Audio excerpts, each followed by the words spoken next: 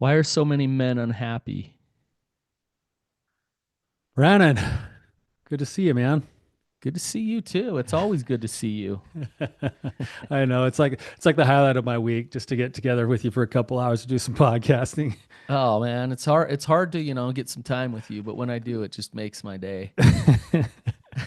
It's the best. I've had this thing like it's funny, Brandon, because I've kind of had it called out in my life a little bit lately where, I get along well with pretty much anyone that I bump into. Like I kind of just can get along with everybody. But I've always felt like I play this role where I connect other people and they make best friends, but then I never really have like real too many really deep connections. And it started to dawn on me that that's a me issue more than it is other people's issue. Because I work with people for a living, and then as soon as I'm done working, I just want to go home and like not talk to anybody. Oh my gosh, yeah. I would go to like places like church or wherever and just avoid getting to know people better because all week long it was like deep, heavy, hard, difficult stuff.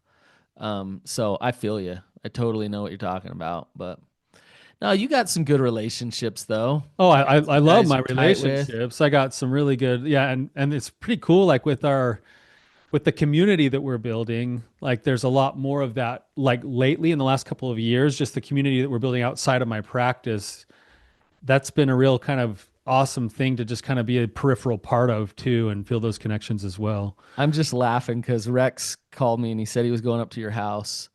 And he's like, and I was like, oh, that sounds fun. And he's like, what? Are you jealous? Like, I was like, what? No, I just said that sounds fun. Well, what? Can us two hang out with that? He was joking.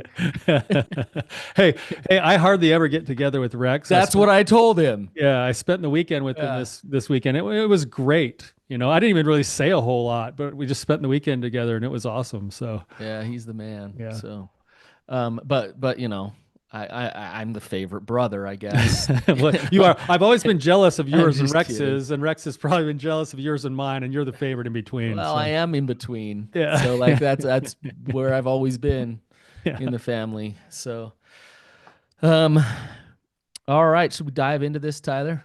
Yeah, this will be an interesting topic. It might kind of ruffle some feathers today, but that's okay. We're going to talk about some things that, it's some theories and things that some people come up with that might actually have some truth to them.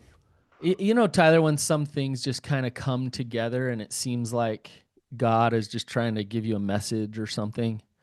Hmm. It was interesting last week that happened to me. So, we've been working hard on preparing for Rising Sun, getting Rising Sun like just going and dialing that in. Um, and last week I was listening to the radio. It's just KSL, just normal radio station, and it was like 20 to 30 minutes of this guy getting interviewed who has done a bunch of research about the life satisfaction of men and how men are doing. Um, What are you doing listening to normal radio in the first place? what do you mean? Like who? I didn't know that was still there. I didn't know anyone still listened to radio Oh, at I all. always Like, do. Yeah, okay, I but always you do. found somehow you found a gold nugget there. Yeah, yeah. Yeah. And this researcher was going on and on about basically like the like breakdown of masculinity is real in our society. And he said one third of men are depressed and unsatisfied and feel very little purpose in their life. He said that there's an increase in men who are not participating in the workforce. Like a lot of men don't even have jobs or participate. There's an increase in things like mental illness, depression, and those type of things amongst men. Um, and so all the things he was saying, it wasn't shocking me because we see this day in and day out. You kind of Uh, feel that in a lot of the men we work with. They're almost like they're like kind of hollowed out a little bit. yeah, yeah, and I even think of a lot of people in my personal life and friends and things like that. And yeah, everybody has their challenges, but a lot of the men in my life, there's something lacking for them.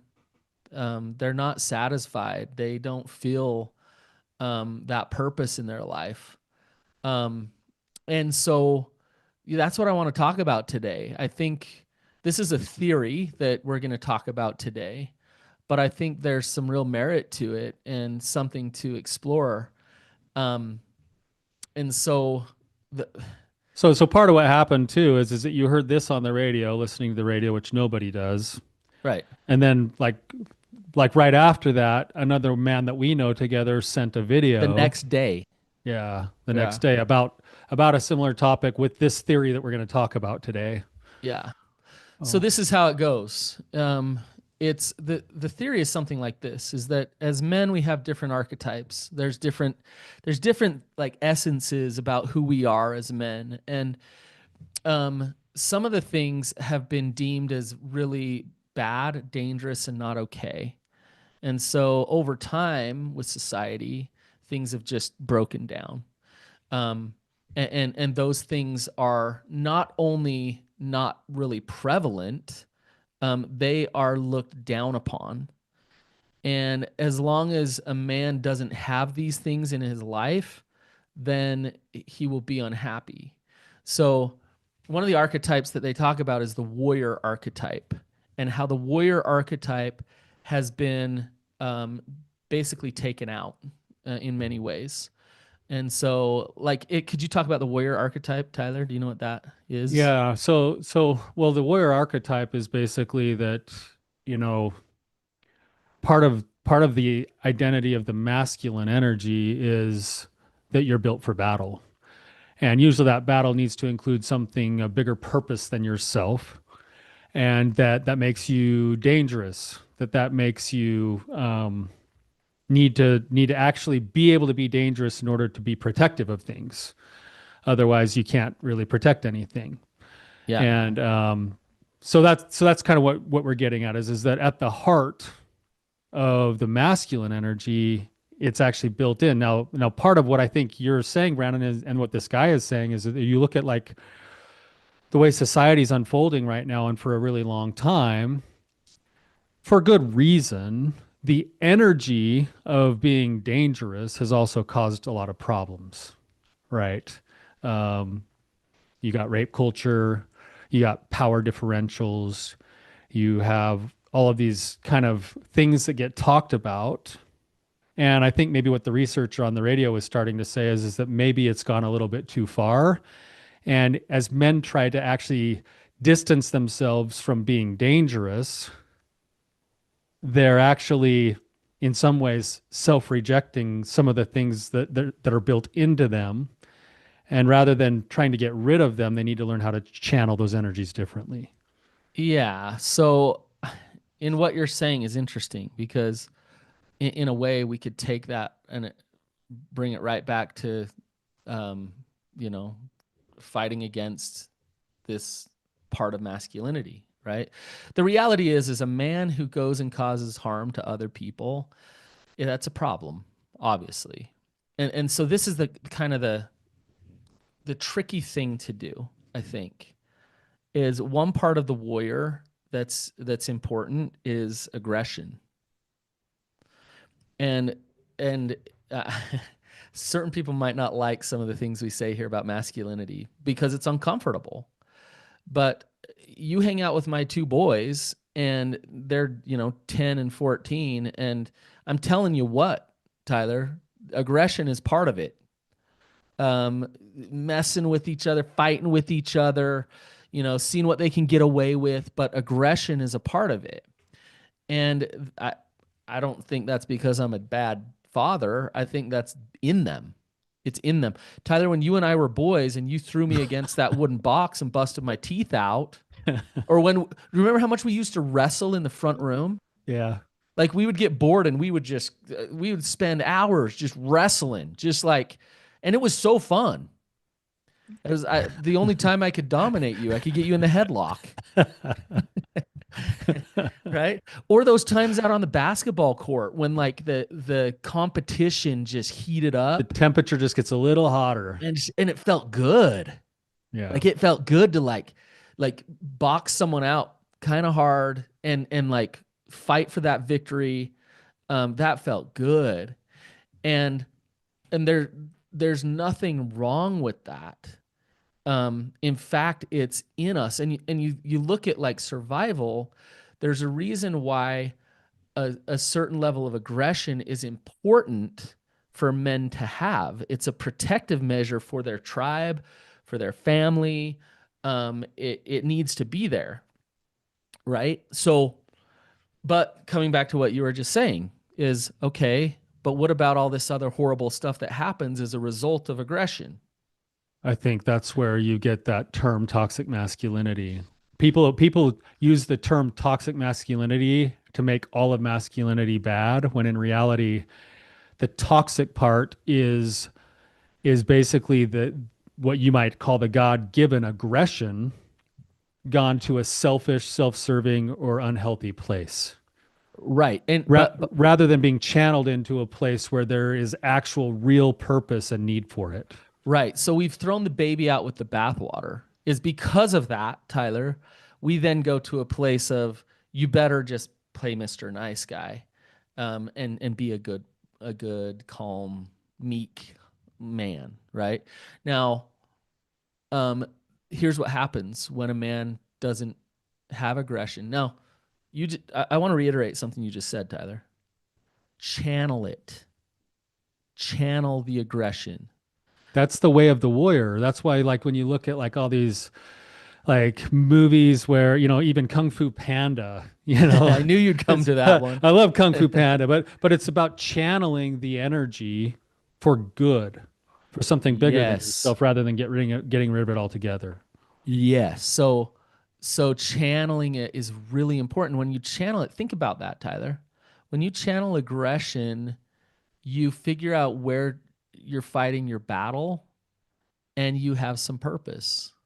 When you kill the aggression and don't fight a battle, you have depression because you're sitting here and that depression's speaking to you. It's saying, God's saying, hey, you're here for a purpose. You're here for a purpose. Hello. Hello, wake Yeah. up. Yeah. And you're like, no, I can't. It's bad. I won't. But I'm depressed. Well, you need to find that energy inside of you, that uh, like fierce, powerful warrior energy inside of you, and start to channel it towards something. And some kind of worthy battles to fight. Yeah, and there's plenty out there, Yeah.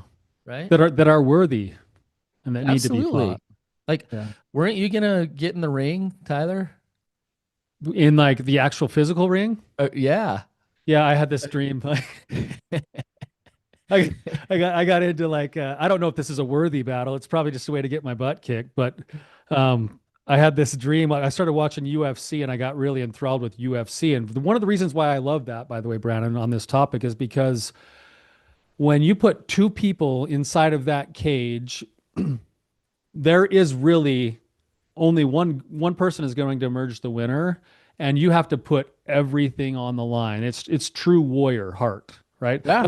That's what I love about it. And So it's aggression at yeah, its it's finest. it's aggression, but even the best fighters though are controlled with their aggression. Channeled aggression. They channel their aggression properly and they're trained to use it properly, and then it works out for them. So yeah, so I had a dream one time that I was going to go to like amateur night and just get into the ring just for the sake of trying out UFC, but I have no training.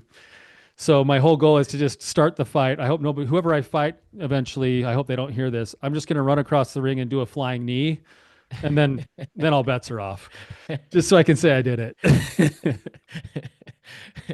Yeah, it's interesting that you have that desire though, Oh, I right? oh I remember, Brannon. Like this is like little boys, like not even little boys, but teenagers. Do you remember we were in the old beat up white van on 9/11 when 9/11 happened? Oh yeah. Oh yeah. And we kind of had that day together. In the next few days after that, we drive around doing our lawn care stuff. And while I would drive, I would just daydream about being the dude who parachuted out of the plane and went and blew up Osama bin Laden. And like, like I couldn't wait to be that guy. I almost enlisted. I was that close, Oh, I was close. Yeah. Yeah, because something inside called, like, It's on. I want to be that guy, right? Yeah. I want to be Yeah. that guy. Well, I've been listening to Extreme Ownership and with Jocko and Leaf, and it's interesting because really what that book is all about is this channeled aggression. Like these guys are badasses. Like they are, heck yeah. Like talk about warriors, right? Yeah.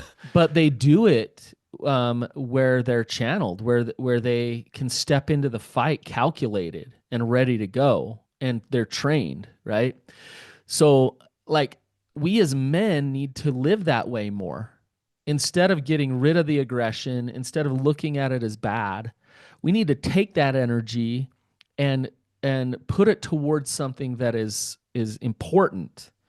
Yeah. Um, okay, you ready for the next one? Yeah, I'll just say one thing about that, like with the whole Jocko Willink thing. What's interesting to me is that he's an interesting dichotomy because he's this Navy SEAL dude that is like famous and everybody like, and he wrote these books.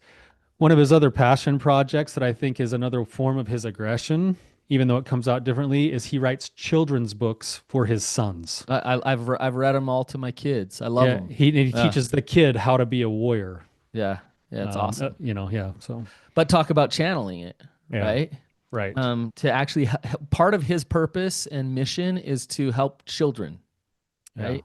yep. As well as like take out the terrorists in Iraq, like both. Both. So, um, okay, the next thing that was on this video that was sent to us, in order for a man to channel his warrior archetype, is to practice sacred solitude. So this is something that is really important for masculinity and really important for men so that they don't like feel a lack of purpose. So sacred solitude, like when I say that, Tyler, what do you think of? Yeah, what happens when you think of sacred solitude? And I'd challenge anyone listening to this, like how much sacred solitude do you experience in any given week? I mean, you probably go work out, listen to something while you work out, have noise going on in your head, podcasts, the Therapy Brothers, whatever, right? But Way less now. way less now in our Sacred world than there solitude. used Yeah. to be, We try right? hard to avoid that, what's inside of our mind. People pay big money now to go on silent retreats because our world is so void of silence. Yeah. Yeah. What happens in the silence? I think this is important to talk about, Brannon, because why are we all so afraid of that silence? Right. Right. We have to make peace with our inner demons. Right. And when you make peace, think of that solitude. When you make peace with your inner demons and you're able to just sit and be, you start to get answers about what your purpose is and who you are Your identity. and your identity. And so if I'm constantly numbing out and I'm like on reels all day long or something, or I just never stop to be alone, I'm always surrounding myself around people, like I need to stop, sit in a hammock. Like I'll give you an example. This last week I went and sat in the river for 20 minutes in the river. I'm glad you didn't get hypothermia. I did a little bit, but but like it was sacred solitude because it brought me to that moment, just being in that river. Um, but like to practice that day in and day out is important for men and for It's women, by the way. Yeah, it's a cultivating thing. I think it goes along too with some research that's come mostly out of the University of Utah, called the 3 day effect. We talked about it before, but basically, if you take someone and get rid of all of their technology and then put them in nature for 3 days, the makeup of their brain waves and the brain waves that they're operating from primarily shifts. Hmm. And there's a different energy, so to speak, that you begin to live from when you're disconnected from all technology for 3 days. They call it the 3 day effect. And some of the byproduct of that 3 day effect is that it decreases your anxiety and your depression. So your mental health actually gets better when the 3 day effect starts to take effect.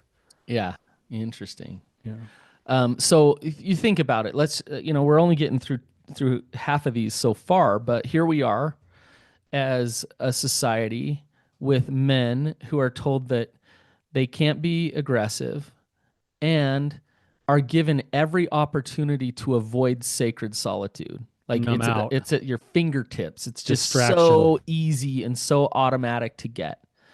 Um, and so you just mix those two things together, and you're left with men. drinking Mountain Dew, looking at porn, and what was the other one? Playing video games. Playing video games. Yeah. Yeah, that's Yeah. what you're left with. Well, those three things actually fit this archetype. They're just counterfeit versions of it. Well, that's a great point. They're Yeah. counter. Take video games. It's like they're in a war, they're in a battle, there's strategy, there's all this stuff. It's just a bit counterfeit. Yeah. Um, so and it's interesting. It kind of proves our point. Why can't I get my boys off the video game thing, but my girls did their nails all day yesterday. Yeah.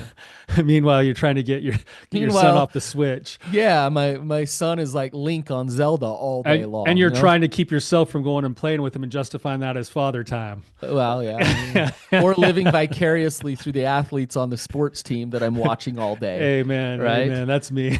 Yeah, T. yeah. Um, okay, so should we move on to the next one? Yeah.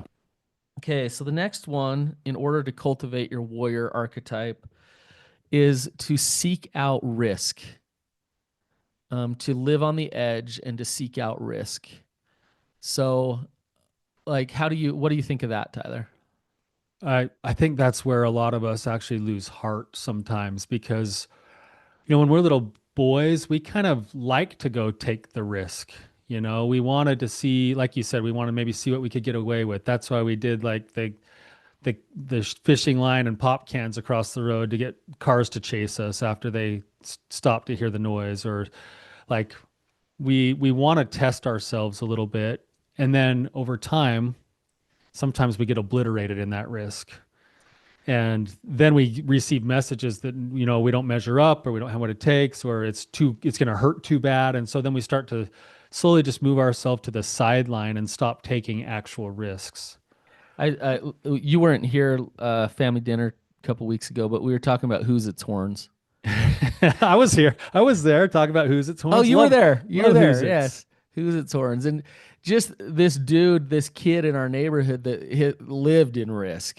I mean, he would do backflips on the tramp just like over and over and over again, or just like tear down the street as fast as he could on his rollerblades or whatever. Like he was alive.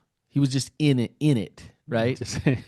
Um, but like we are conditioned to try to work our way into comfort, into like security and comfort. We think we've arrived when we get there. The most secure men in being comfortable, you'll find a lot of depression there. You'll find a lot of addiction there, because they deserve to live out there on that edge a little bit. Take some of those risks. We were talking about being with Rex all weekend. The reason I was with Rex all weekend is because his son had a baseball tournament, and Right. and I got to watch some Little League baseball. Now, I'm not typically a baseball fan. I mean, I know baseball, and I don't really like to watch it because I've always thought it is boring. But I am watching this unfold, and there was like layers to what I was seeing. You're trotting out these kids to be totally in the spotlight, both the pitcher and the guy at bat, to have one-on-one combat with each other, where one of them on every at bat is going to succeed and the other one is going to fail. And then they're surrounded by these grown men who are stepping in as like these support systems, like almost like the mentors into the masculinity. All the while, the game is being played with the mind, the strategy, like everything else is going into it. And I thought to myself, like, as much as I've never really liked baseball, baseball has a lot of these things we're talking about built into it, and You're crazy for not liking baseball.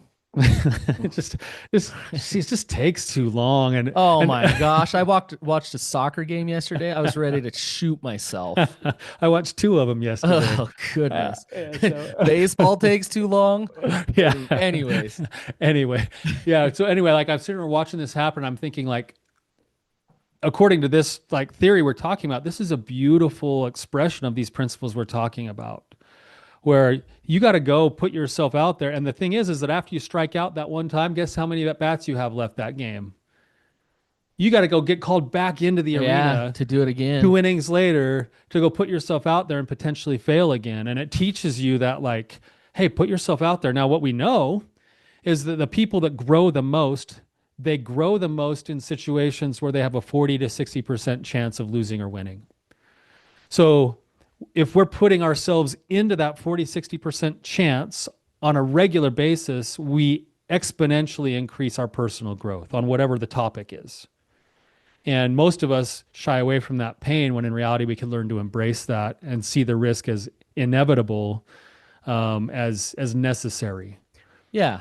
We're not talking about reckless abandonment. We're not talking about, jumping off a cliff and hoping that you land in on the soft spot in the river or something. Like, no, you jump off that cliff with a parachute. Um, but you start a business with a plan. You you go after that girl with respect and do you see what I'm saying, Tyler? That's right. So it's not just about just being a wild man. Yeah, it's not about being reckless, It's so about to being speak. a calculated man, but also willing to take that risk, willing to step into that discomfort. In that discomfort, in that place is where it's fun and horrible. It's horrifying and fun and it's all of those things, right? Um, but that's Yeah, living, man. that's living. That's That's life. living. Yeah, You're going for it. Now there's not a problem with finding some areas of comfort and security in your life. sure. We need the Um, balance of both. yeah, I can sit on my hammock in my backyard and my feet can still touch the ground. I don't need to hang it 50 feet in the air just to be like I'm cool and I'm good enough, right? Like Right. so like there's a balance to it. But if you don't have any edge that you're living on or any risk that you're taking, you therefore are not living in that warrior archetype and you're going to feel a lack in your life. You're going to feel a disconnect. So, all right, you ready for The one last more one. one more here? This one's a Yeah. fun one. I like it. Um, so embrace the inevitability of death. What does that mean? Are you going to die, Tyler? Yeah, we're all gonna die. You when are you going to die? Who knows? Sometime But between now and the next 40 years. right. There we unknowingly in many ways are we're conditioned to not face death. I even at 45 years old, like I haven't seen many dead bodies. Like what when someone dies, we take their body, we embalm them, we take them off to the morgue, right? And we don't talk about death very often We actually kind of just ship off our old people and let the care before they even die for care homes years. take care of the dying. Yeah, they're about to die, so like, put them over there, like um we don't love the fact that yeah, we can joke and laugh like, yeah, we're all going to die, but to sit and face that reality is important. And here's why. When it comes to your masculinity, think about the warrior on the battlefield. Um if they know that they could die, what does that do? If they know that they could die, Yeah. it That death depends. is a death is an actual thing. It's like I'm thinking of you've probably seen these. Have you've watched the Band of Brothers Yeah. series? Hmm. The character Spears, he's the one that like is on the edge. Like you don't know if he's even ethical. He might have killed some people he shouldn't have, that kind of thing. But he says something inside there that they're talking about why more than half of the soldiers that came off of the boat on D-Day didn't even deploy their weapon, like didn't even shoot their weapon, and why some people were able to do that. His take on it, in essence, was I had to embrace the inevitability that I was going to die. I was already a dead man. And because I was already a dead man, I was able to just step into whatever I Yeah. had to in the moment and be fully engaged in what was there. Yep. That's it. Did you watch that video, Tyler? The Yeah, I watched it. did Christopher Walken's quote, or was it Neo? I can't remember if it was Keanu Reeves. Um, There was a cheesy Keanu Reeves one, I think, for sure. I remember hearing his voice because you can't unhear that voice. I can't remember the quote exactly, but it was something like, "If you live as if you're gonna die, you live." Yeah. Right? Yeah, it was the same thing in the Tim McGraw song, right? Like, as soon as he knew he had cancer and was going to die, all of a sudden he started living, Yeah. right? Yeah. Well, guess what? You could die Mhm. today. Yeah, So you could yeah. die. You could die tonight in your sleep, Tyler. If you were gonna die tonight in your sleep, what would your day look like? It would probably change significantly. Like what's one or two Now, things you do different? well, I probably would shrink down my day in terms of the appointments that I have left so that I could spend some more time with my wife and my kids. Yeah. And I'd probably go spend a little bit more time letting the people that I know that matter to me how much I love them, and then I'd spend the rest of my time trying to leave a mark on this world. Right. And the question, I'm not trying to put you on the spot here, Tyler, but are there some people in your life that you haven't let know that you love them for a while that you've neglected? 100%. You could die tonight, Yep. right? Do you see what I'm saying? No, yeah, yeah. No, It's the like, trick to that is that there's always a trick because we live lives where the likelihood and the probability is that we won't die. And if I just quit my job right now so that I can go say goodbye and sing kumbaya with everybody, then that's going to last for about a week before I get, evicted from my house. And then I got to start working my job again. well, I Right. don't know. I mean, in a way, I remember when Uncle David got sick, and they literally gave him a week to live or whatever. And I went over to his house, and there was a Raiders game on, and he wasn't a Raiders fan, but he liked to watch football. And he was like, "I just want to watch football. I just want to watch this game."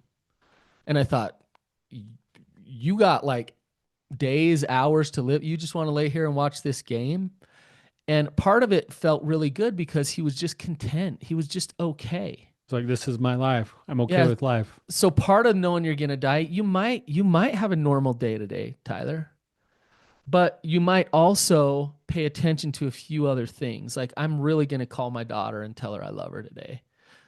Or you know what, that one little hike that I wanted to do right around my house, I'm gonna bust that out today, right? I think what you're getting at is that it would lead to a little bit more intentionality with how I allocate my time, my resources, my heart, my energy. There'd be more consciousness, and that consciousness would lead to intention, and that intention would then fuel more meaning. Exactly. Yes. Oh, here it is. Yes. Those who cling Yeah. to death live. Thanks, Carrie. Those who cling to life die. That's Kane from John Wick. And then Skylar says, Yeah. Memento Mori. Yeah. Yeah, Yeah, that's it. Thank you, that's it. Carrie. Um, but that is so true. It's Pima Chodron's quote. If we spend our whole life trying to prevent dying, we never live, right? But if we embrace the groundlessness of our situation, that's called enlightenment. That's called awakening. So the fact that if you embrace that you're going to die, then you can actually live. You can actually step into things, right? Another way of looking at this, Brannon, is like with the mindfulness perspective that really the only place where life actually happens is right now in this moment. Like what just happened, what we just talked about is already dead. What we're going to talk about is only to come. And right now, all there really is this moment right now anyway. It's the only place where life actually happens. Right. And that's why cultivating everything else is dead. Life only happens in this breath, in this moment. And acknowledging that in a weird way, it decreases depression and anxiety because depression, we're worried about what happened in the past, resentments, regrets, everything else, or we're overwhelmed by what's going to happen in the future. Anxiety, same thing. When in reality, all there is right now. Your heart beating, your lungs breathing, your brain thinking. That's all there is this moment right now. Think about it, Tyler. If, like, what are my chances of being just unhappy, depressed, and without purpose if I I embrace this warrior archetype, that I channeled my aggression in a healthy way. I practiced sacred solitude every day. I sought out calculated risk and lived in that risk. And I lived as if I was going to die. Like, what would my life be like? What's funny about what you say, Brannon, is your life would be would be rich, it would be full, it would be vibrant, and it would be extremely painful. Yeah, because I'd be living. Yeah, because living requires pain. I'd have love, I'd have failure. But you'd I embrace it. Oh man, I would feel it. And I'd be laying on my deathbed, who knows when, Who right? knows what? Maybe right now. But I'd be laying on my deathbed probably just being like, "Dang, like that was a wild ride. That was a great ride. That was a great ride." And I wouldn't be laying on my deathbed thinking, shoulda, woulda, coulda. Like if only I would have like done that thing or this thing, right? Yeah, I know. What are they? You know, you talk to people who are actually literally on their deathbed dying of some kind of disease that slowly takes their life away from them, and you start to ask them questions about their lives, and they have to navigate this stage of life that is basically like, you know, what's the meaning of my life? Do I just disappear into stagnation and doubt, or do I continue to live a life of generativity, generating something else? Right. And when you ask those people, the people in stagnation and doubt, they're caught up in all of their resentments, they're caught in all of their regrets. They're thinking about They're like, victims. and you ask them like, what do you wish you would have done more of or less of in your life? And what are the kinds of things that people say? They never say, "Oh, I wish I would have stayed on the sideline a little bit more," not like taking some risks. Yeah. They never say that. No. They No, never. never, Yeah. never, because there's something that's actually born God, I into wish I us would that have wants just to live. played it safer and like found a video game I was really addicted to. Yeah. I wish I would have And consumed never some had more to feel pornography. anything. Yeah. Yeah. Yeah. Not I very wish many it, people say that. oh, if only I could have numbed out more. Man, I wish I Yeah. could have just been more disconnected, taken less risk, experienced a little less love. And yet Um, that's how so many people are living their life. well, we're taught to live that way Right. because of the pain that comes. We're taught that pain is bad, and pain is only bad when we decide that it's bad. Right. Pain is just a part of life and part of growing. And if we choose the right kind of pain, we actually choose additional growth, and we choose really to be alive. Right. Right. Right. Tyler, this has been a good discussion. If anything, I hope it's gotten people thinking a little bit. They may disagree or agree with all the things we're saying. I just hope it gets people thinking, and maybe it'll help you step into some things that you've been avoiding and getting out of that comfortable place a little bit, so that you can go live. Yeah. Thank you guys for being here with us. We love seeing on this live chat that's here for those who joined us live. We love seeing your comments. Keep them coming in the future. And until next time, you guys keep on keeping